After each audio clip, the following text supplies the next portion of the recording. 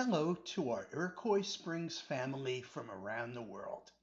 As part of our virtual camp program, I am honored to present the second part of one of my oldest stories, The Carnival on the Edge of Town, which is the first of the Benji Garfinkel adventures, and the start of explaining those two color week plaques that hang on the hallowed walls of the theater. If you haven't listened to part one of the story yet, I urge you to do that first. While I will give you a quick review of the first part, you may find it to be confusing if you are jumping into the story now without all the earlier details. As I said last time, some of the story is true, some of it is possibly true, and much of it is complete fiction. It is up to you to decide which. Here is a quick recap of part one. In the summer of 1972, Benji Garfinkel, age 12, was a proud member of the Interdivision, Internation, at a time when our summer home in Rock Hill, 12775, was known as Camp Sequoia. He loved his sports and never told tales of wild and impossible adventures, as he would later be famous for.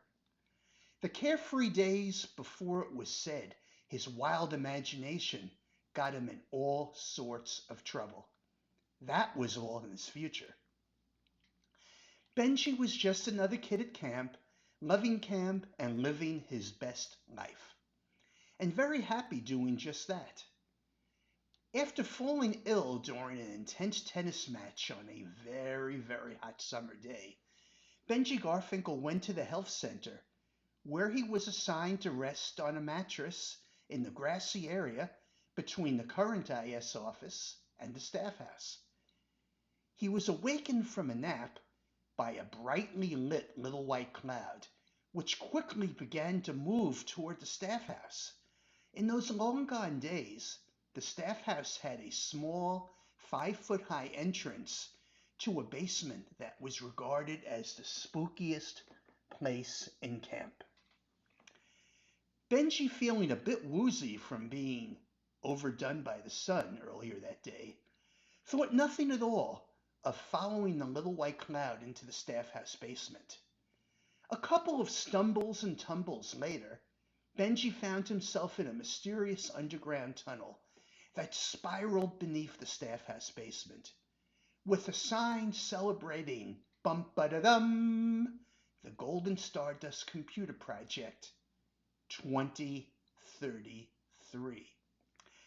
Benji then walked down a long winding corridor, which in chronological order listed every Color Week team that ever was, right through the year 2033.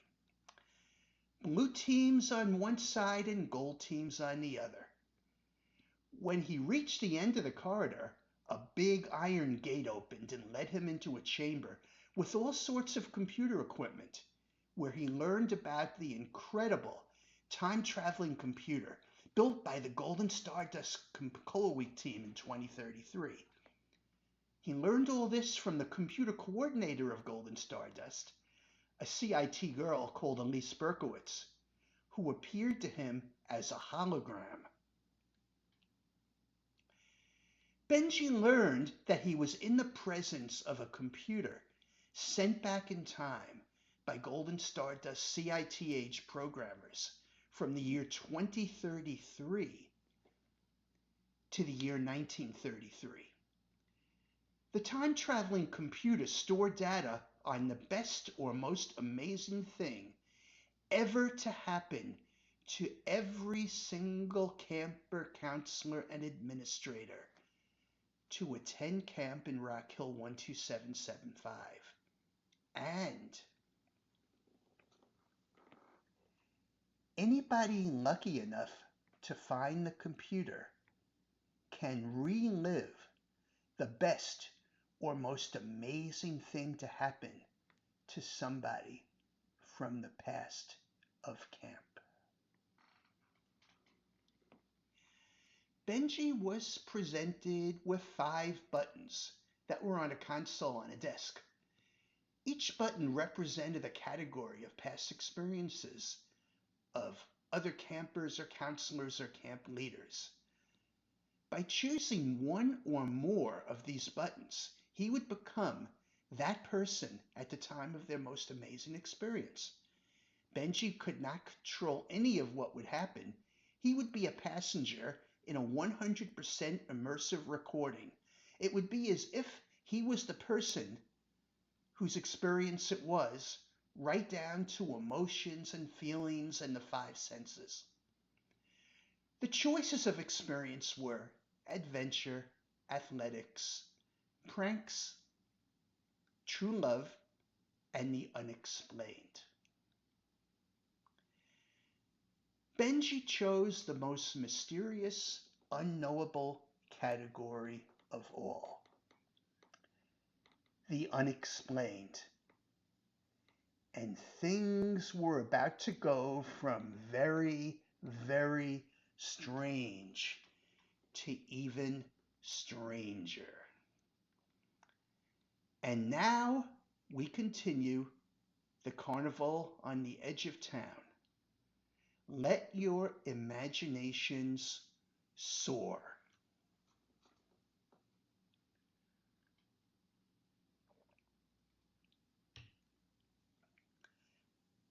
When he pressed the button with the little heading above it, the unexplained, everything went rainbows, every color there was and more. He spun head over heels, surrounded by colors, churning, exploding, imploding, dazzling. And then without warning, he was someone else. Benji Garfinkel was beginning the unexplained experience of a 14-year-old camper called Adam Pegler in the year 1944.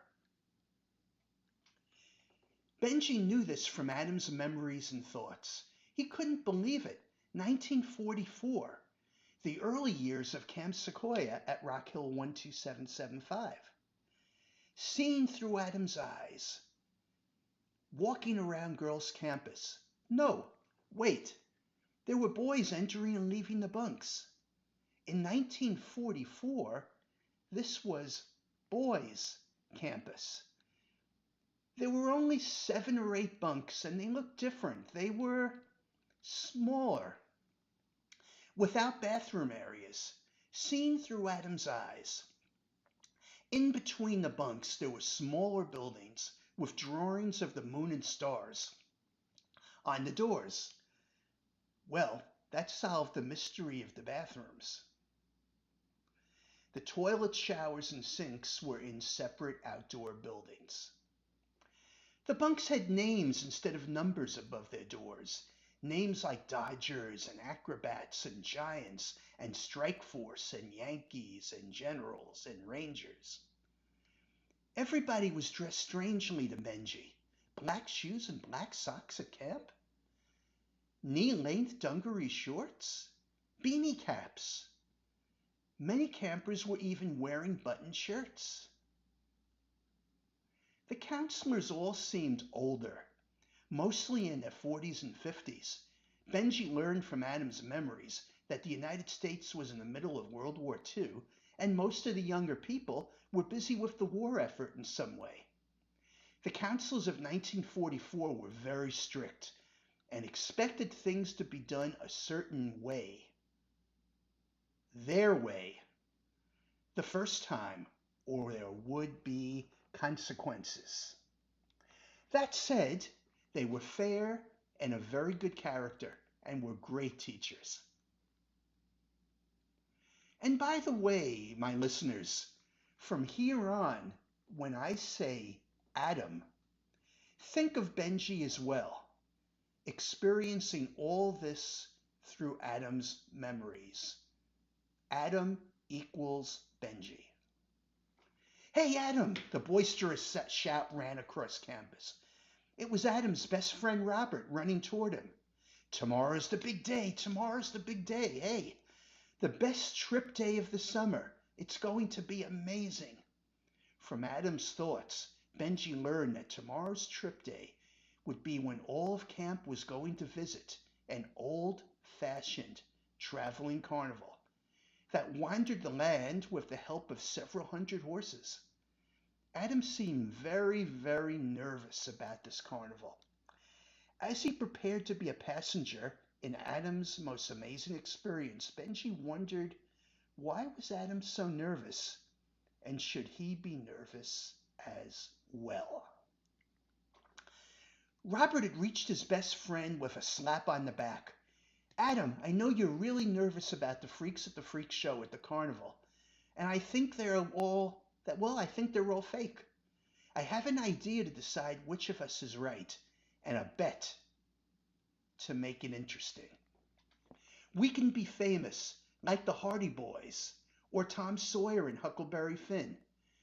I know we both like Sophie Caston from the Hollywood Stars bunk, and we've been arguing about who should ask her out to the masquerade ball. Well, I've got a great idea. Let's investigate whether the freaks are real or fake after the carnival is over. We can sneak away afterwards and... Sneak away? Said Adam. Are you crazy? Hey, this is our big chance to do something special and become famous, Adam. Imagine the headlines. 2 14-year-old heroes expose carnival as place to cheat its customers. At least. Dead heroes more likely, Adam grumbled.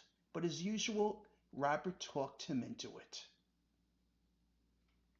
Well, that night, Adam and Robert's bunk, the Dodgers, went to sleep with great anticipation for what the next day would bring. For Adam, there was a bit of dread mixed in as well.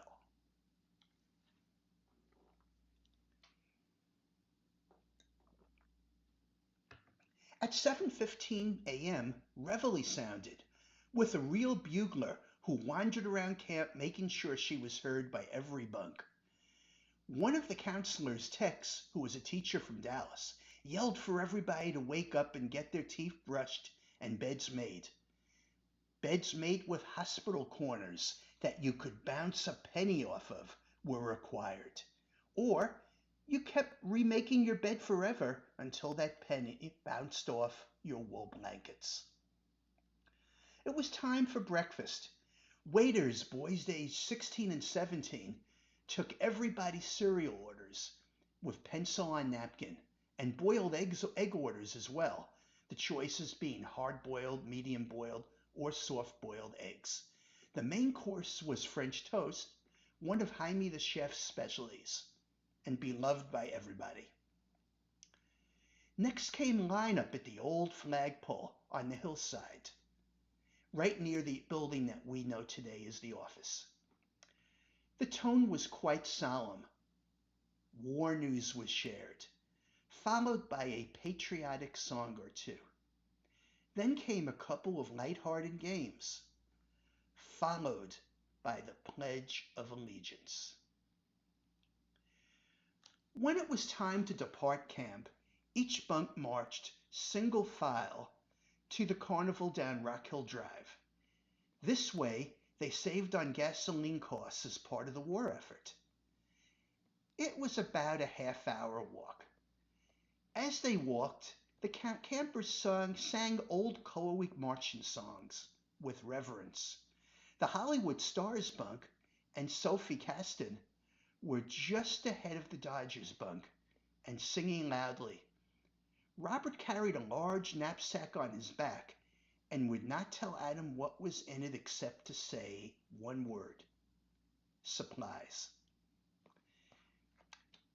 Well, Adam, said Robert, the terms of the bet will be, after the carnival is over, we sneak away, and when we get the chance, we go to visit some of the freaks who perform in the freak show. If even one of them is real, you win the bet and get to ask out Sophie Caston. Correction, my listeners. If all of them are real,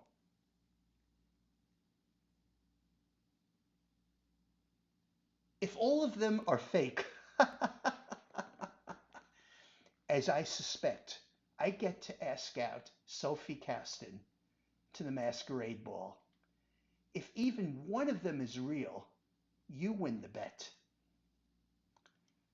And all Adam could do was shake his head.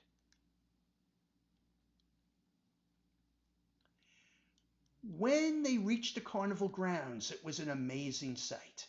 It took hundreds of horses to carry all the tents and booths and wagons arrayed there. And seeing all those horses tethered to posts was an amazing sight in itself. The morning was spent on a pathway called the Midway, where the campers competed in various games of chance for the opportunity to win stuffed animals and other prizes. There were also all sorts of rides and an old-fashioned carousel. Much popcorn was consumed as well. The camp gathered in the carnival's picnic area at lunchtime, where sandwiches, prepared by the camp waiters the previous evening, were distributed. There was a choice of bologna and salami and turkey and peanut butter and jelly, served with the official camp beverage, bug juice. After some more time on the Midway, in mid-afternoon, everybody went to the big tent in the center of the carnival grounds for the main performances. The entire camp crowded into the wooden benches that surrounded the stage. There were jugglers and magicians and lion tamers. And finally, at the end, the freak show. A master of ceremonies, dressed in a white tuxedo and a beard that went down to his belly, introduced the freaks who either walked or were carried on stage. There was a mermaid. In folklore, a mermaid is an aquatic creature with the head and upper body of a female human and the tail of a fish. Mermaids appear in the folklore of many cultures worldwide, including the Near East, Europe, Asia, and Africa. And then there was Bonaparte the living skeleton. Just skin over bone, Bonaparte is so thin you can see his heartbeat. And then there was the snake woman, a normal female human from the neck down, but instead of a human head, 3 large snake heads and torsos emerge from her neck. There was Electro the Lightning Man, a human electrical conductor. He can survive incredible bursts of electricity. And the Minotaur. In Greek mythology, the Minotaur is a mythical creature portrayed in classical times with the head and tail of a bull and the body of a man covered in fur. And there was the Harpy. In Greek mythology and Roman mythology, a harpy is a half human and half vulture. This harpy had the face of a very old man, looking angry and half crazed. Adam was very concerned with each one. Robert declared each one a fake except for Bonaparte, who he described as some crazy person who starved themselves. He whispered to Adam, "We aren't going back to camp with everyone else. Remember, we will sneak away, and tonight we will prove what cheaters this carnival is." "This is such a bad idea for so many reasons," replied Adam. "We are going to get into such trouble." "There is nothing to be afraid of," said Robert, "and I will prove it." And Adam just threw his hands up and said, "How do I get talked into these things?"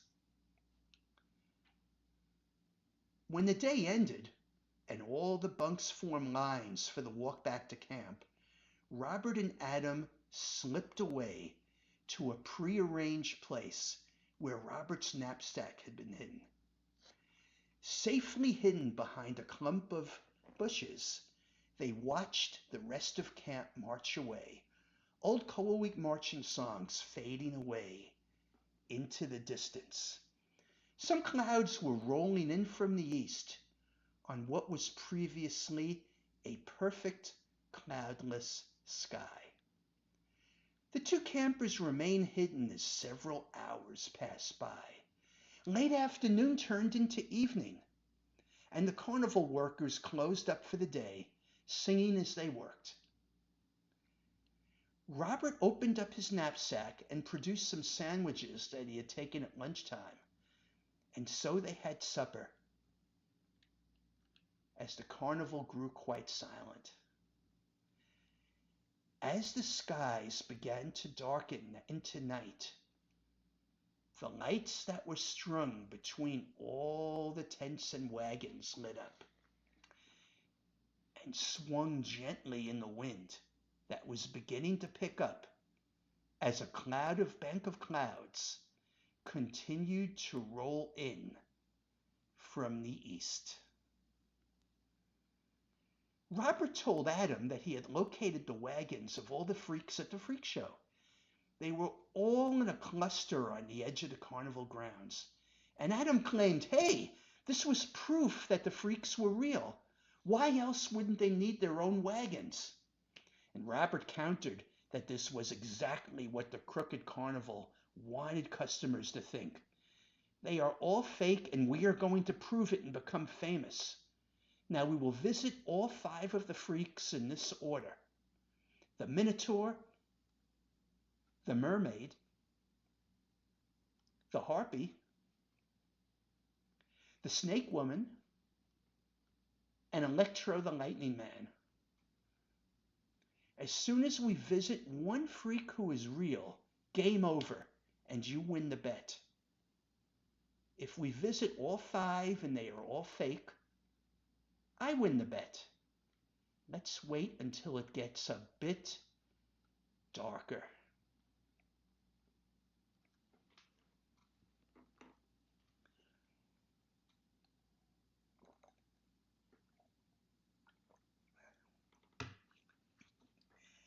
It was quite dark, empty and silent, at the carnival as Robert and Adam made their way to the cluster of wagons that the freaks called home at the edge of the carnival grounds.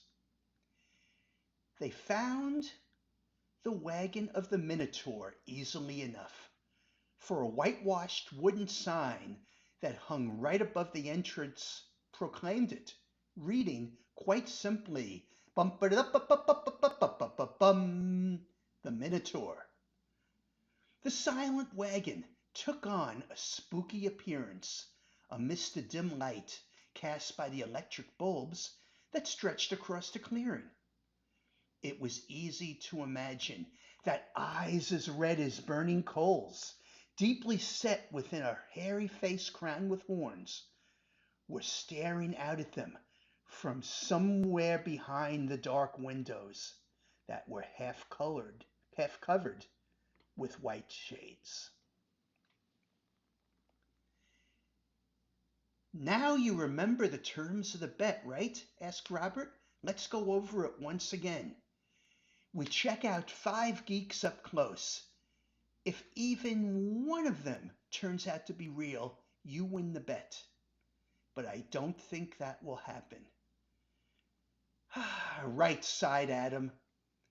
All he really cared about at this time was getting through this night in one piece. How did Robert talk him into this? That would not be the last time he would say that to himself. And Adam, Robert chattered on, excitedly.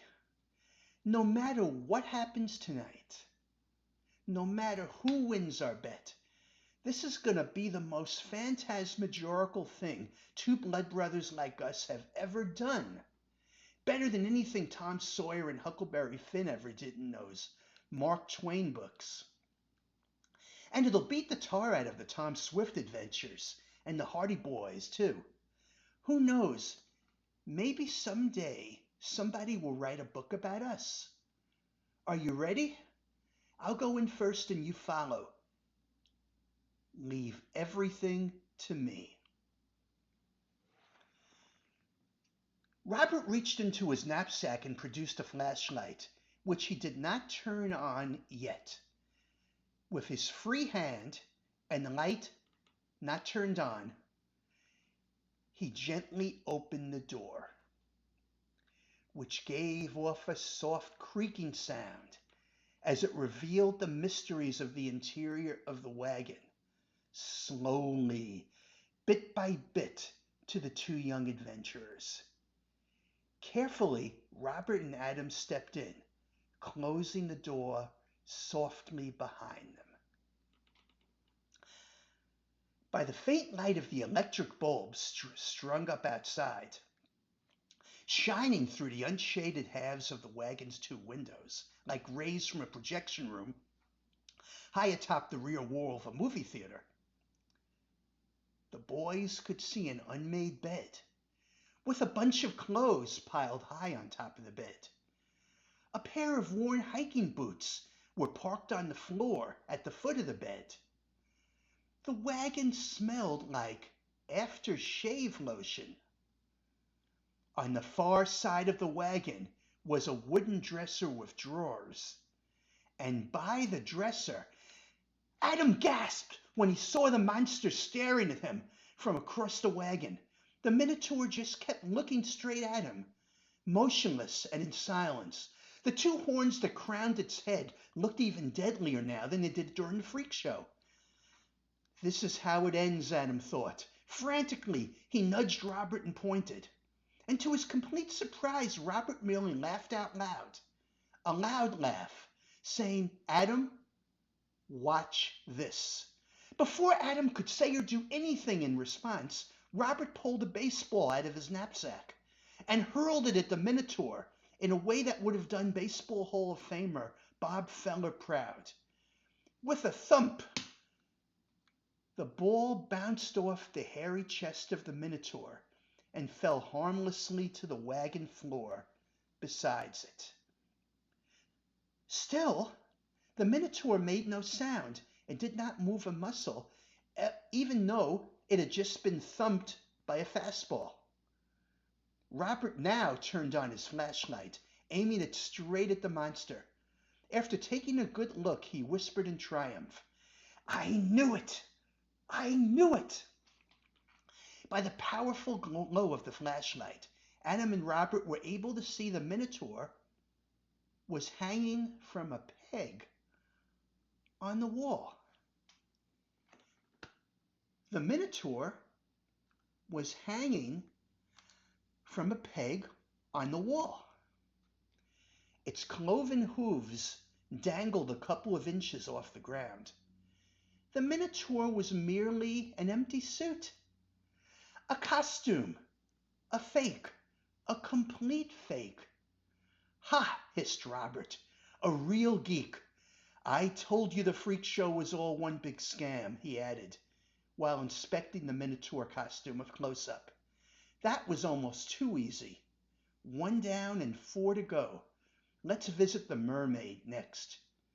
When they were outside the wagon, Robert explained to his friend why he had been so certain from the beginning that the Minotaur was not for real. I got to read lots of mythology for school last year, and I knew that a real Minotaur wouldn't sleep in a bed, wear boots, or shave. A Minotaur is a wild beast. And remember that the Minotaur wore clothes at the freak show this afternoon. A real Minotaur would have worn much less. And so the score is Robert 1, Adam nothing. 5 fake freaks wins for Robert. 1 real freak wins for Adam. "Next," said Robert, "is the wagon of the mermaid." As they walked between the wagons, a light rain began to fall, and the lights hung between the tents and wagons began to gently tinkle in the wind.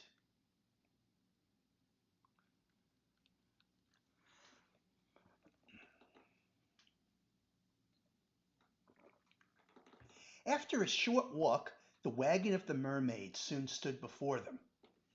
A whitewashed wood sign hung right above the entrance, reading quite simply, "Bum-ba-da-da-ba-ba-ba-ba-ba-ba-bum, the mermaid."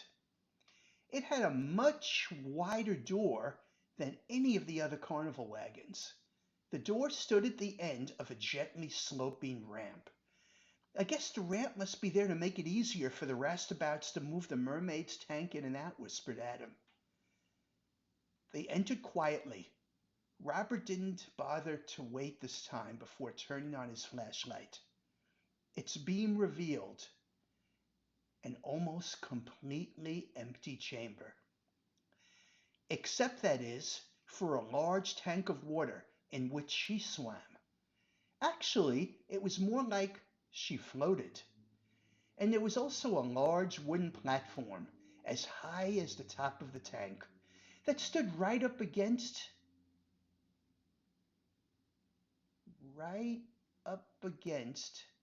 the walls of the wagon.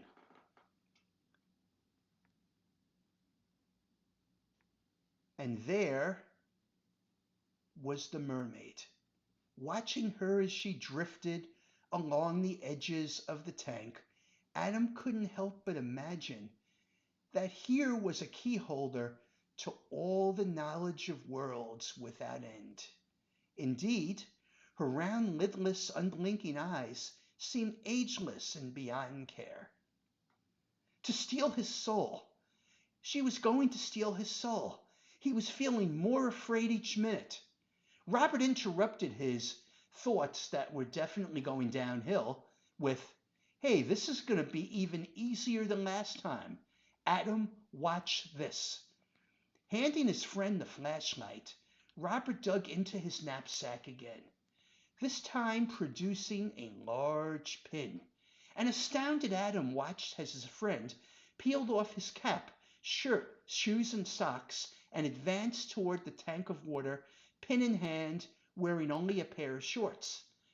After climbing the platform that surrounded the water tank on one side, Robert jumped in. Slowly but purposefully, Robert advanced upon the floating form of the mermaid, raised the pin high, and brought it down fast. Pop!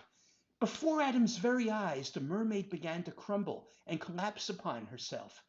Crumble and collapse, crumble and collapse, crumble and collapse, crumble and collapse, crumble and collapse, shriveling up like a dried up piece of fruit, shriveling up like a dried up piece of fruit, shriveling up like a dried up piece of fruit. The mermaid spun in circles around the water. Faster and faster and faster around the water tank she went, before coming to a sudden halt. Robert collected what was left of the mermaid and climbed out of the tank with a broad grin on his freckled face. "It was just a fancy balloon, Adam, just a balloon. Can you believe it? We've visited 2 geeks so far, and what have we found? A costume and a balloon. We still have to visit 3 other wagons," grumbled Adam while Robert got dressed.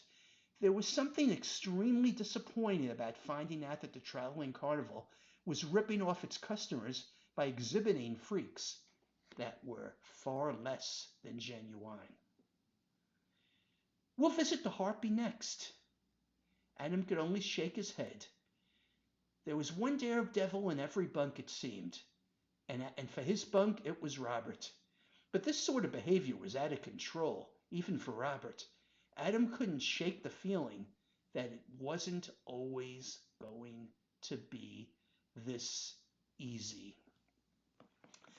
And the score was Robert 2, Adam nothing. 5 fake freaks wins for Robert. 1 real freak wins for Adam. Next, said Robert, is the wagon of the Harpy. Maybe he'll be a challenge, but I doubt it. And the rain fell harder, and the wind began to swirl.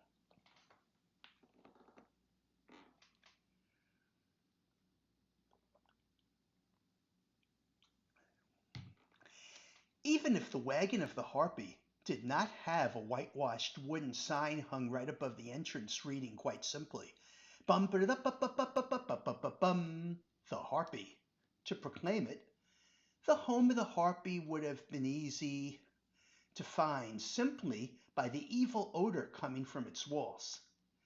Adam was hesitant. "I don't think that's a good idea to go in, Rob. It's hard enough to Breathe the stinking air just outside the wagon. What will it be like inside? Robert produced a couple of swimmer's nose plugs from his seemingly bottomless knapsack and tossed one to Adam. Robert's friendship meant a lot to Adam, but sometimes his friend from Brooklyn went a little too far. So thought Adam yet again, why am I following him into this filthy wagon where who knows what lies in wait? Adam found he had no easy answers to that question. Adam was right about the smell, at least. When they opened the door to the wagon, the smell grew even worse. And wearing the nose plug even, he was gagging. The window shades were down in this wagon, so the boys found themselves entering a zone of total darkness, of total mystery. Robert turned on the flashlight immediately to reveal an empty wagon, except for a large cage hanging from the center of the ceiling.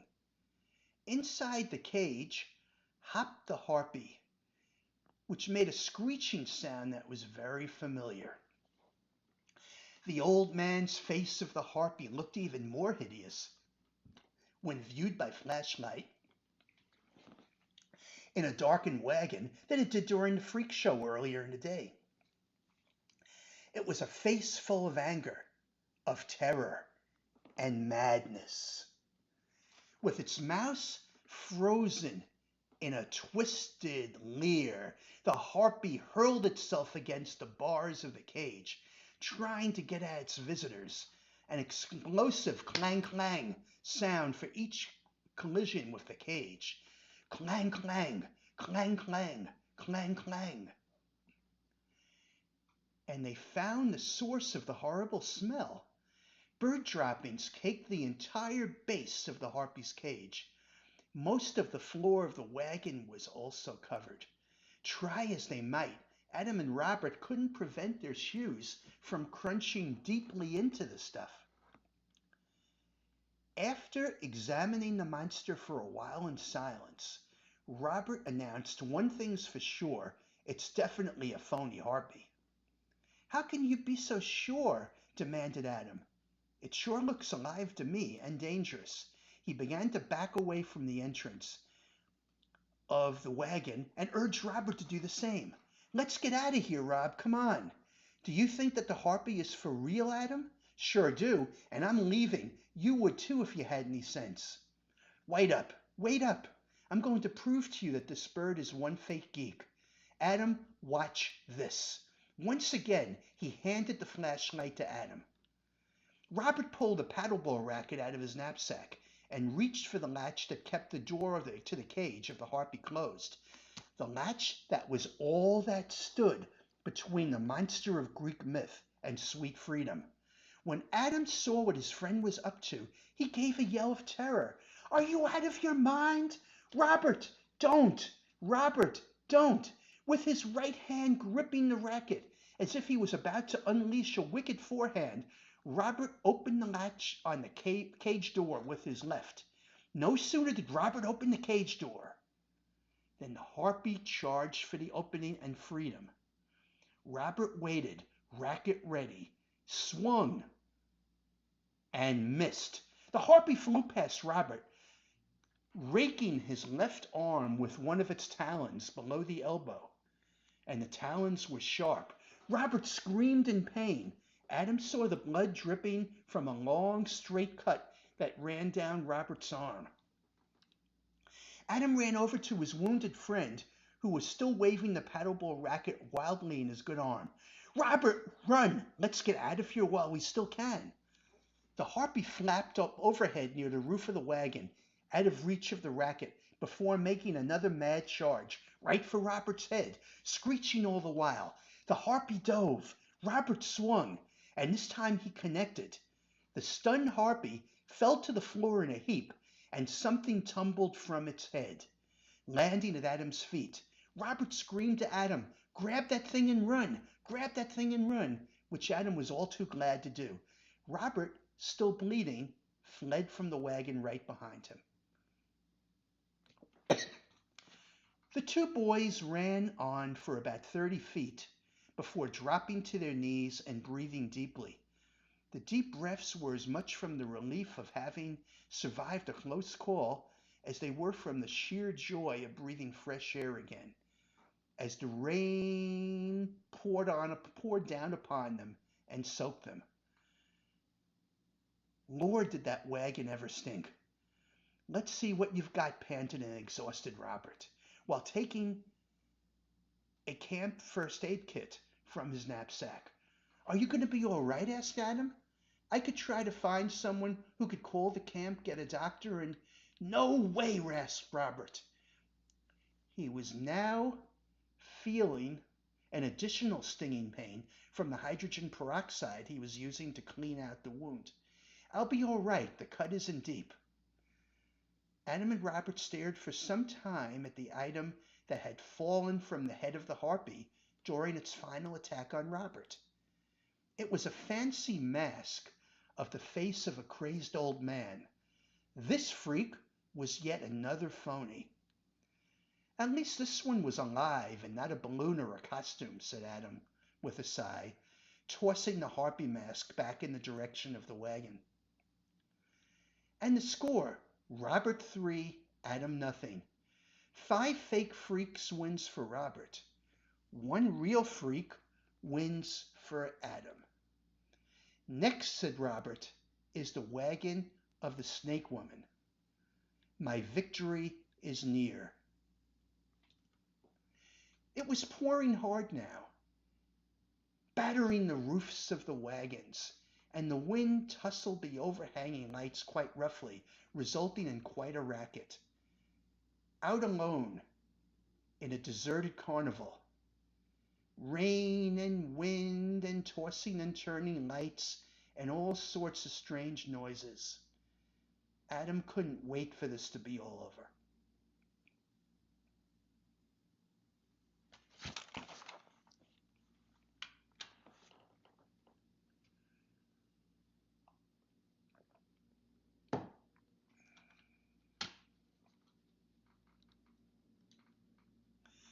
The wagon of the snake woman beckoned.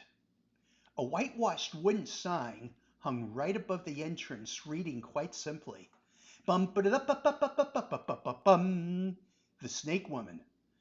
With its windows completely covered by dark shades, the silent wagon was another mystery waiting to be solved. Soaked by the pouring rain, Adam and Robert approached the door. Adam noticed that his friend seemed to be having problems using his left arm, the one mauled by the vulture. Are you sure you were all right? Asked Adam. Listen, that vulture was probably carrying rabies or worse. Why don't we head back to camp and get you to the doctor? Look, I forfeit the bet. My arm still hurts a bit, but I'll be all right, Robert responded. And I don't accept your forfeit. Hey, when are we ever going to get a chance to do something like this again? To do something this exciting, so close to the edge. Wait till we spread the word about what a big ripoff this joint is to the newspapers. Besides, we've only got 2 more geeks to go, and this next one is so obvious. I bet it's a sack full of snakes. Probably phony snakes, too. The 2 adventurers turned the knob to the door of the wagon, opened it slowly, and stepped inside. Robert's flashlight beam circled around the interior of the wagon of the snake woman. First pointing downward to reveal a floor littered with the skeletons of several small animals. Mice, birds, beavers, raccoons, and others that were not so easily recognized. The wagon was empty except for the skeletons and a rather large silhouette, unmoving, that was huddled in the far corner across the wagon from where the 2 boys stood. As Robert's flashlight beam searched the floor, it could be glimpsed faintly. when the light hit the mysterious figure's straight arm. Adam gasped. It seemed like every wagon was worse than the one before it. He grabbed Robert's shirt at the shoulder, whispering fiercely, "Rob, this one's for real. Don't play hero. Let's get out of here. Now. See how they're moving?"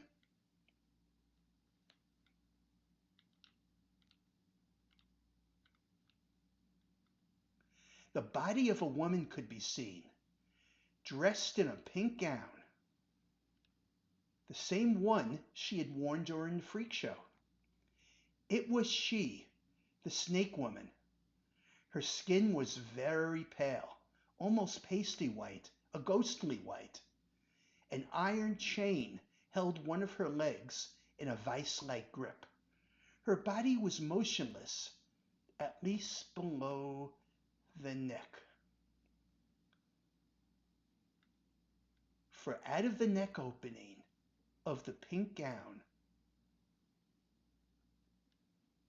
emerged the heads of 3 large snakes. When the flashlight beam fell upon their faces, they arched back their heads, stuck out their long forked tongues, and made hissing sounds. "Yeah, Adam," said Robert. "The snakes at least are probably real after all," Robert whispered back. "But look at the colors. They look like a bunch of non-poisonous snakes, maybe really large king snakes, or something like that. They'd have to be non-poisonous. How else could the carnival roustabouts handle them?" He paused and added, "But no way am I going anywhere till I unmask this geek. The body is definitely fake. It's gotta be some sort of sack. It doesn't move, not one bit." "But look at the snake woman's chest, Rob. She's breathing. And remember, even if the snakes are not poisonous, their bite is still gonna hurt." "Ha! That's just the snakes inside the sack moving around. And I'm going to prove it. Adam, watch this." Robert rummaged about through his knapsack for a few seconds before removing a pocket knife. Adam's eyes opened wide. "You're nuts!" I'll keep clear of the snakes, Adam, don't worry. I'm only going to get close enough to chuck this knife. She's not going to bleed because she's not alive. That'll be enough to prove she's a phony. Here, take the flashlight." Dropping to his hands and knees, Robert crept among the bones that littered the floor toward the mysterious form huddled in the far corner. Closer and closer and closer. It was then that Adam noticed something unusual. The iron chain that bound the snake woman's leg was not connected to anything. The other side end of the bond just lay on the floor a couple of feet away. Whatever, was free. Robert was now a few feet away from the monster, crouched low to the ground and preparing to throw his weapon. "Robert," Adam called out, "that thing's not chained up like we thought it was."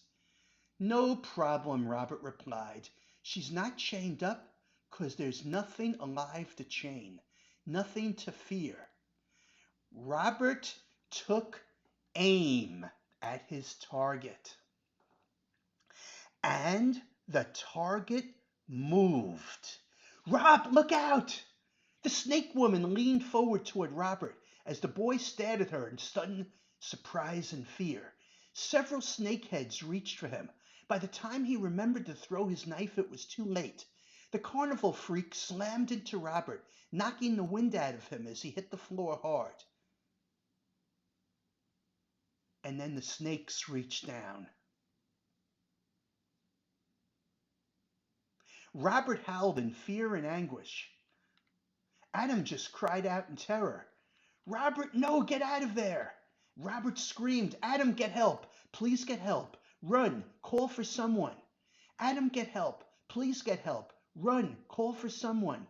Adam, Adam, get out of here and get help before it catches you too! Adam, Adam, run and get help before it catches you too!" Adam Pegler ran out of the wagon, screaming into the night.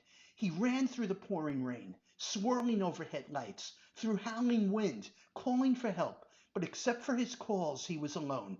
There was nobody around to help, and suddenly it became harder to run. He was shaking, or being shaken. He was shaking, or being shaken.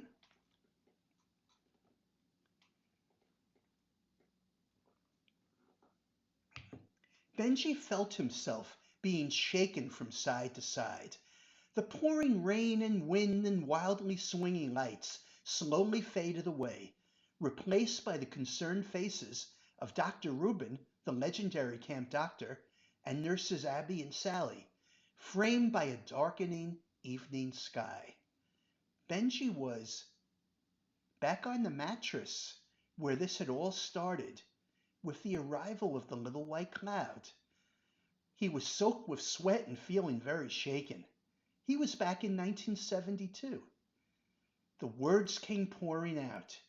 "She's got several snakes for heads, worse than any nightmare, and she's got Robert. He's hurt bad. Please help, please, Dr. Reuben. Dr. Reuben, we've got to save Robert from the snake woman. He's trapped back at the carnival, you see. He's been scratched by a rabid harpy, too. We've got to move fast." "Young man, still gently shaking Robert?" he asked. "Still gently shaking Adam, still gently shaking Benji. Can you tell me your name and division?" Adam Pegler, sir." "No, that's not right. Benji felt the absence of Adam suddenly. "My name is Benji Garfinkel. I'm an inter." "Good," said Dr. Reuben. "You have returned from the land of sleep. You were yelling and thrashing about quite a bit." And then the words continued to tumble out of Benji. He shared the entire adventure, the little white cloud, the passageway with all the colloid teams up to 2033, the Golden Stardust Computer Chamber, Elise Berkowitz, 2033 CIT girl, the details of camp in 1944, the bet, the carnival, the freak show. He finished shouting, "Robert is in big trouble. He was bitten by a snake woman. We've got to help him." "Benji," said Dr. Reuben gently, "this is all a very, very vivid dream you had. A quite amazing dream, actually. You should write it down if you can. Everything is okay now. You are back home now at the greatest place in the world. You will stay over at the health center tonight and should be fine to jump right back into things tomorrow. It's Carnival Day tomorrow, one of the best days at camp. Yes, it's Carnival Day tomorrow, one of the best days at camp. You definitely don't want to miss that." Benji didn't respond. He just smiled weakly. But he knew this wasn't over. He knew what he saw. He was determined to return to the staff house basement sometime soon and prove that the amazing time-traveling computer from 2033 was real. And, my audience, that's the end of the story. Can we separate fact from fiction? How much of Benji's story is true? Is there a time-traveling computer in a hidden chamber below the staff house? And did Benji really visit it? How much of Benji's vivid descriptions of camp life in 1944 were accurate? Was there really a horse-drawn traveling carnival that visited Rock Hill each year in camp's early days? And so many other mysteries. Was there really an injury on a camp trip in 1944. If there was, that one is not in the records, lest anybody worry about the fate of Robert. I think that one comes under fiction. And so many other mysteries. But maybe there was a snake woman, and maybe she was the mystery. Maybe she was the unexplained part of this adventure. But I think there's more than enough to warrant that unexplained button. I go back to what I said at the beginning. Some of it is true, including things that there was seemingly no way Benji could have known about, particularly details of 1944. Some of it could possibly be true, and some of it is complete fiction. It is up to you to decide which. So, that's it for now. Thank you for taking this journey with me. Benji would go on to have many other adventures, but those are stories for other times, under the stars on the tennis courts, or boys' campus or girls' campus, when we are all together again. As time goes on, you will learn more about Golden Stardust and Blue Wave and the Coal Week of 2033 as well. Have a great day, everyone. Be safe, be kind, be a great friend. The sun will rise again and lead us back home. Until next time.